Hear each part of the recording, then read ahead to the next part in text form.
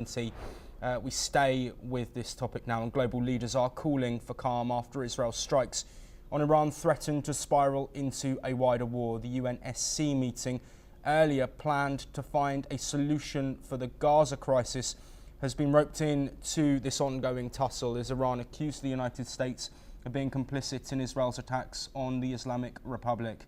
Venezuela's President Nicolas Maduro condemned Israel's actions as criminal and immoral, while China's UN envoy urged that Tel Aviv and other armies halt all risky military actions immediately. Russia's Vladimir Putin strongly condemned the attacks and offered to mediate between Israel and Iran, according to a Kremlin statement. Now from Europe, and French President Emmanuel Macron called for a new dialogue and a return to the nuclear deal. UK Prime Minister Keir Starmer and US President Donald Trump also stressed diplomacy over escalation after holding a phone call last night. The UN Secretary General Antonio Guterres has also said that enough escalation has taken place. It is time to stop. He says peace and diplomacy must prevail. Meanwhile, in Asia, India's Foreign Minister S. Jaishankar spoke with his Iranian counterpart to discuss the latest situation. Iran's Supreme Leader Ayatollah Ali Khamenei has vowed severe punishment, calling Israel's attack a satanic crime. He said the Islamic Republic's armed forces won't let them go unpunished. Meanwhile, Oman called it a dangerous violation of international law. China, again, demanding an immediate halt to escalation.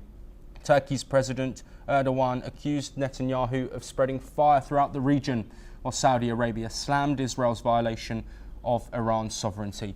Tensions are at a breaking point. Global pressure is mounting on a de-escalation. Well, joining us to continue this discussion on these breaking developments overnight, which, again, I want to reiterate, don't just have regional ramifications, but also potentially global. Dr. Wael Awad, a Middle East affairs expert, is joining us from New Delhi. Dr. Awad, thank you very much for being here.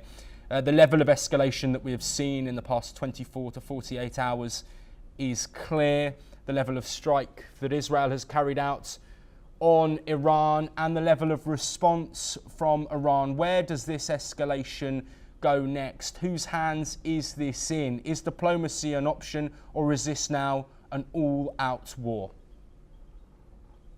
Israeli made up their mind. The Prime Minister of Israel have been planning this attack, according to Israeli sources, since 8 months. And in fact, ever since the revolution of Iran took place in 1979, it has been an anti-Iranian revolution, and the rift between the two countries continue for years.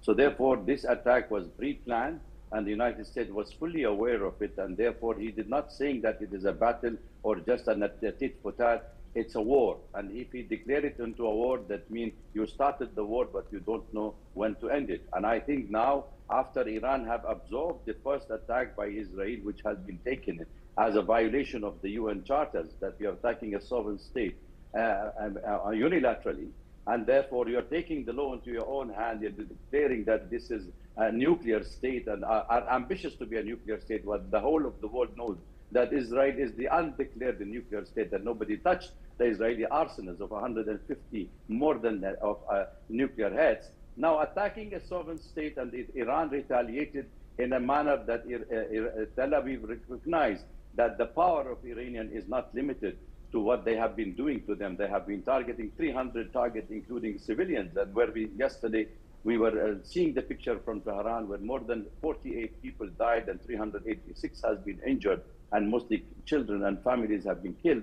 So I don't see a de-escalation of this war, because now the retaliation is heavier than expected. Yes, Dr. Awad, I apologise to cut in. I have just received some news in from an Iranian news agency citing senior military officials saying that Iran's strikes will continue. This comes after Benjamin Netanyahu said that the Israeli operation could take days, if not weeks. The situation here is becoming more clear with the level of action that we've seen, but this all surrounds an issue over nuclear arms, potential nuclear arms, uranium enrichment, and a nuclear deal. some context on this. The previous nuclear deal that was agreed with Iran, that Donald Trump withdrew the US from in his first term, took years to agree to. Donald Trump is expecting that Steve Witkoff, a non-diplomat placed as his point man, to come up with this deal in a 60-day timeline. Do you think that the timeline that's been given by the US and that the Israelis have followed is a fair one for Iran?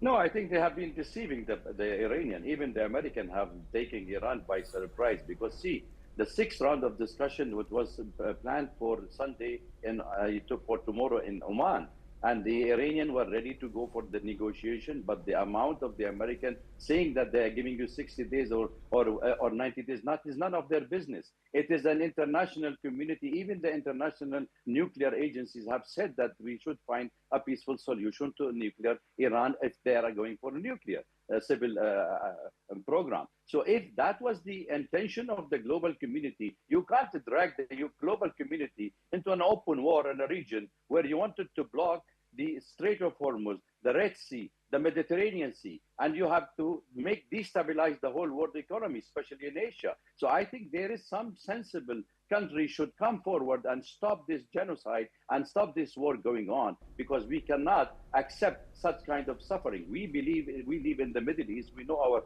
territories. We know our countries under severe danger that if tomorrow the Muna nuclear site in Israel got hit by the Iranian missile, or Iran is already in Tanbas has been attacked by the Israelis. Their nuclear radiation is being spreading in this region. Who is going to die? United States is 10,000 miles away from our region. Who is going to die? We are the people who are going to suffer. And I think that is where the responsibility lies on the regional power, on the European Union, on the international community to put an end to this mess and to this kind of an attack by unilaterally country, which is undeclared a nuclear state, attacking a country, thinking of having a nuclear state. Is the way the world should be governed, or are we here having a UN Charter, a UN Security Council to handle issues globally? Dr. Awad, we are unfortunately out of time, but thank you ever so much for joining us.